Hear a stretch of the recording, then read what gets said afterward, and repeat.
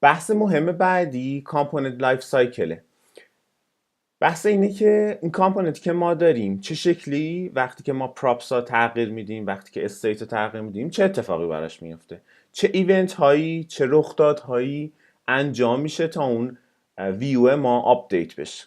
اوکی، یک لینکی اینجا این پایین هست، این دقیقاً کپیه این لینک. توی این لینک حالا خود داکیومنتیشن ریاکته خیلی قشنگ عالی توضیح داده. میگه که وقتی که مانت میشه، مانتینگ یعنی چه؟ یعنی که کامپوننت شما میاد و مثلا یوز میشه داخل اون ریاکت. اصطلاحا مثلا اینجا ما وقتی که اپو توی ایندکس گرفتیمش، این اپ مانت شده اینجا و وقتی رندر میشه مانت میشه. توی مانتینگ اول کانستراکتور صدا زده میشه، چیزی که باش آشنا بودیم تو قسمت قبل. کامپوننت ویل مانت صدا زده میشه، رندر و کامپوننت دید مانت. پس یه ویل داریم یه دید، میخواد مانت بشه، رندر شده و مانت شده. اوکی، خب ما حالا میخوایم مانتینگ ها مثلا داشته باشیم. اینجا توی اپ، توی شاخه 10 توی اپ ما یه سری کنسول دات وارم مثلا نوشتیم که قشنگ به اون نشون بده که چه اتفاق داره میفته. ESLint به کنسول دات گیر میده. چرا؟ چون مثلا شما ممکنه حواستون نباشه یه کنسول دات لاگ یه چیزی نوشته باشین واسه دیباگ کردن و بعد توی کدتون که میره توی پروداکشن طرف مثلا این اسپک بگیره میبینه کنسول گرفت. اوکی، واسه همین ما بخوایم اینا دیسیبلش کنیم اومدیم چیکار کردیم؟ یه همچین چیزیه، ببینید اینجا الان هی گیر میده. واسه همین ما اومدیم اینا اون بالا نوشتیم که رولشو توی این فایل گفتیم که وارن و لاگ اجازه بده بهشون و بهشون گیر نده. خب متدایی که ما داریم واسه مانتینگ اینجا الان نوشتیم. کانستراکتوری که قبلا باش آشنا بودیم که گفتیم که استیت میتونیم اینیشیالایز کنیم. اینجا گفتیم که کانستراکتور یه دونه وارن بگیم برام. کامپوننت ویل مانت داریم، بعدش کامپوننت دید مانت و بین این دو تا هم رندر داریم که اینجا رندرم یه دونه کنسول دات وار نوشتیم رندر. خب یه اجرا بگیریم ازش.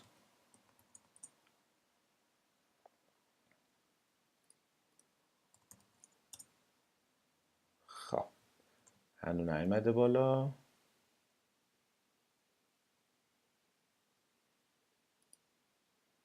خب به محض که بیاد بالا این اسپکت ما بگیریم از این و توی کنسول. خب بذار اینا کلیرش کنم. من یه رفرشی میزنم اینجا. حالا اینا رفرش میزنیم.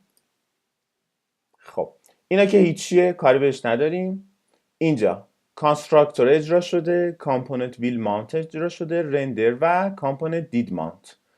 خب پس این فرآیند مانتینگ بهش میگن. 4 تا ایونت داره دقیقاً اینجا. ما یه فرآیند داریم بعدی به نام آپدیتینگ. آپدیتینگ چه زمانی رخ میده؟ وقتی که ما پراپس اون کامپوننت رو عوض کنیم یا استیت اون کامپوننت عوض بشه. به همین شکل توی بحث آپدیتینگ توی اونجا نوشته این متد رو صدا زده میشه و should component update که این خیلی مهمه و همینطور will update و did update. رندر هم بین این دوتا صدا زده میشه. خب این should component update چیه؟ تنها متدیه که این تنها ایونت متدیه که به غیر از رندر البته باید یه چیزی برگردونه. اینجا شما میتونین تصمیم بگیرین که آیا اون کامپوننت اصلا آپدیت بشه یا نه. اوکی، که اگه ننویسین کلا اینا این همیشه تروه، یعنی که استیتی که تغییر میکنه، پراپسی که تغییر میکنه حتما باید آپدیت بشه کامپوننت. خب حالا میایم یکم با این کار میکنیم. خب اینجا من اینا آن کامنتش میکنم. دقت کنین که استیت چیه. اینجا توی اینیشیال ما اومدیم استیت فالس تعریف کردیم. خب و بعد گفتیم که اینجا اگه استیتی که نیو استیتی که گرفته که آرگومنت این ایونت هست مخالفه استیت فعلی هست کامپوننت ها آپدیت کن. اگه یکیه کامپوننت ها بیخیال آپدیت نکن. خب بعد از این استیت هم استفاده کردیم توی رندرمون.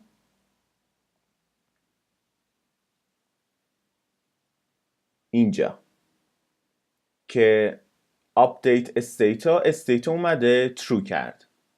خب ببینید استیت ترو کرد، یعنی ما اگه یه بار کلیک کنیم استیت تغییر میده. اگه دوباره کلیک کنیم قبلش ترو بوده، حالا که دوباره ترو بشه خب اتفاق خاص نمیافته. پس انتظار داریم که یک بار ما اینجا آپدیت بشه ولی بار دوم آپدیت نشه. خب بریم تو عمل ببینیم همچین جوری هست یا نه. اینجا اول یه رفرش میزنیم میبینیم که اینا متدای مانتینگمونه.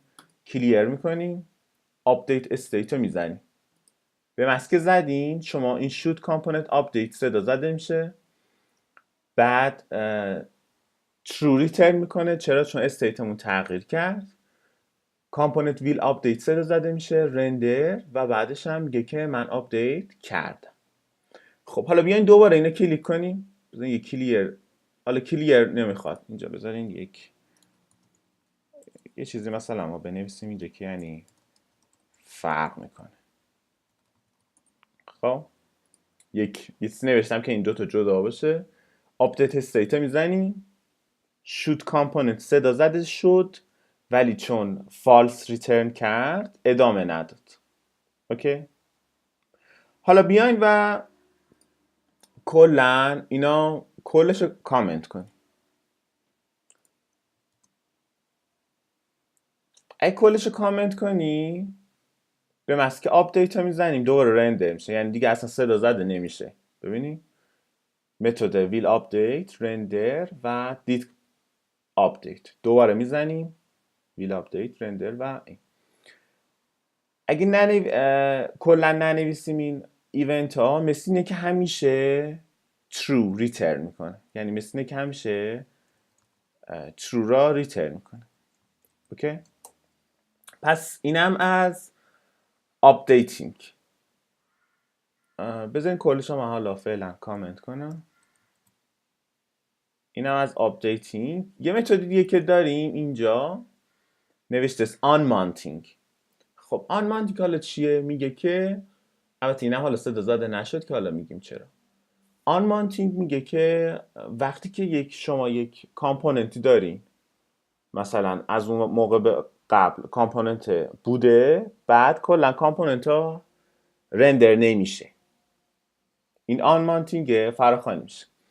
خب ما اینجا یک کامپوننت اصلی داریم به نام اپ، میخوایم آن مانتینگ رو پیاده سازی کنیم. یک کامپوننت نوشتیم، حالا شاید احمقانه است، به نام لیبل که فقط و فقط یک پراپسی داره به نام تکست که اون پراپس ها در قالب یه h2 یه header 2 برمیگردونه که هست this.props.text توی متد رندرش.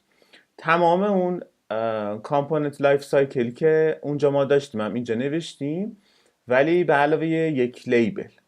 ببینیم تو عمل چه اتفاقی میفته. اینجا رو کلیر کنیم.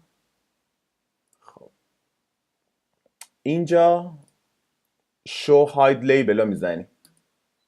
به مسکه اینو کلیک میکنیم کامپوننت ویل آپدیت خود اپ اجرا میشه، رندر میکنه و بعد میره داخل لیبل. وقتی که رندر میکنه میبینه من لیبل دارم.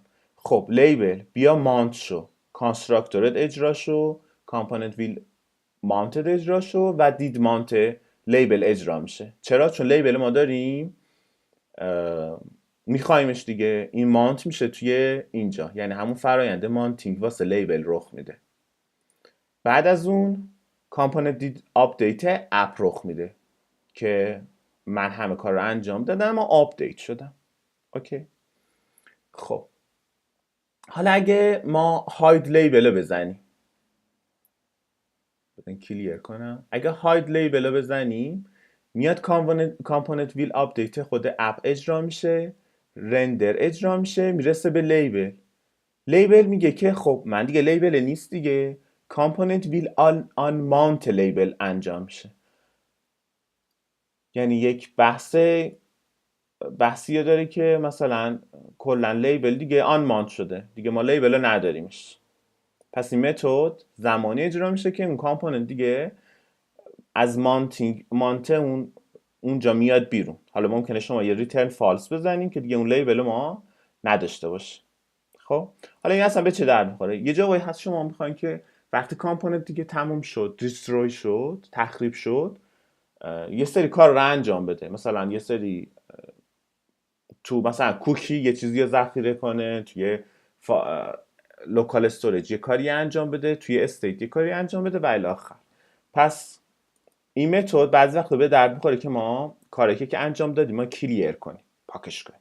خب پس اینم از این. یه چیز دیگه هم که می‌خواستیم نشون بدیم، شو هاید لیبل که میزنیم، پراپس خود لیبل رو میخوایم از داخل اپ تغییر بدیم. یعنی چه؟ حالا این ببینید این چه چنج لیبل چه متدی داره توی اپس. اینجا change label props توی متد آن کلیک اومده و ببینید این چیزی هم اینجا بگیم، این کاری که اینجا کردیم پرانتز باز پرانتز بسته ارو اومدیم و دیگه از اون دیس نمیخوایم استفاده کنیم. اینجا در واقع توی اینجا چون این تیپی نوشتیم به خود دیس دسترسی داریم. اگه میخواستیم مثل اونجا فانکشن صدا بزنیم باید بایند میکردیم اون بالا توی کانستراکتور مثل سمپل قبل. خب ولی اینجا ما اومدیم چیکار کردیم؟ گفتیم this.setState لیبل تکست رو بیا یک تکست جدید واسش تعریف کن. خب این کاری که ما میکنیم باعث میشه که چه تغییری انجام بده؟ باعث میشه که تغییری در اولا تغییر در استیت این کامپوننت تغییر بکنه، دوما توی پراپس لیبل تغییرات اعمال بشه. خب بیایم تو عمل ببینیم چه اتفاق میفته. بذارین کلیر کنیم اینجا رو، چنج لیبل رو میزنیم، به محض که زدیم اول کار اون استیت خود اپ تغییر میکنه، میاد رندر میکنه، میاد میبینه که خب لیبل پس باید تغییر کنه. لیبل خودش یه پراپس جدیدی ریسیو کرده که هست اسمش component will receive props. توی component will receive props ما اومدیم لاگ گرفتیم از next props که هست چی؟ تکست شده new label text. قبلش چی بود؟ قبلش یه چیز دیگه بود، label text بود فکر کنم. بعد از اون لیبل دوباره متد های آپدیتینگش فراخوانی میشه. component will receive props should update will update render و did update که دقیقا اینجاست. should update will update و did update و آخرش هم did update کیه؟ did update خود اپه که گفته من لیبل کارش انجام دادم، کل رندرم اوکی شد و کامپوننت اپم آپدیت شد. خب ببینین که اینجوری که صورت گرفت واسه تغییر اون پراپس توی استیت. دقیقا تفاوت استیتلس کامپوننت تا اینجا مشخص بشه. وقتی که استیتی وجود نداشته باشه، شما وقتی میان تغییراتی انجام میدین، اکشنی انجام میدین، باعث میشه که اون کامپوننتی که دارین، کامپوننت پرنت یعنی کامپوننتی که از اون کامپوننت استفاده کرده نخواد این متداش فراخوانی بشه. اینجا یعنی متد خود اپ دیگه لازم نیست اینا فراخوانی شه. این همین یک عاملیه که پرفورمنس استیتلس کامپوننت ها بیشتر میشه. اوکی. آخرین چیزی که هست ست استاتیک، قبلا باش آشنا داشتیم، آشنایی پیدا کرده بودیم، تو اینجا استفاده کردیم. یه چیزی هست به نام فورس آپدیت. فورس آپدیت میاد چیکار میکنه؟ بذار اینجا رو کلیر کنم، یه رفرش هم بزنم تا این بره. اینجا ببینید اینجا که ماونت شد هیچی، آپدیت استیت آپدیت کرد. فورس آپدیت میاد چیکار میکنه؟ میاد میگه که اصلا من کاری ندارم به این که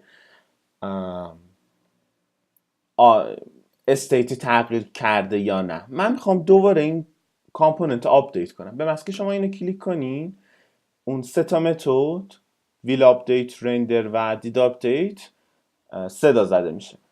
خیلی استفاده خاصی نداره در عمل، ولی ممکنه شما یه موقعی هست یک ویوتون تحت یک المان بیرونی تغییر میکنه، یعنی استیت و پراپس اون کامپوننت نیست و شما میخواید دستی فورس کنین که ویو دوباره رندر شو که از این متد فورس آپدیت استفاده میکنیم توی اپ. فورس آپدیت. پس اینم از فورس آپدیت. کامپوننت لایف سایکل یکم بحثش طول میکشه تا جا بیفته، ولی شما اون این سمپل اپلیکیشن یکم که باش کار کنین، یه سری کارهای باش انجام بدین، دقیقا میفهمین که چطوری این لایف سایکل توی کامپوننت انجام میشه.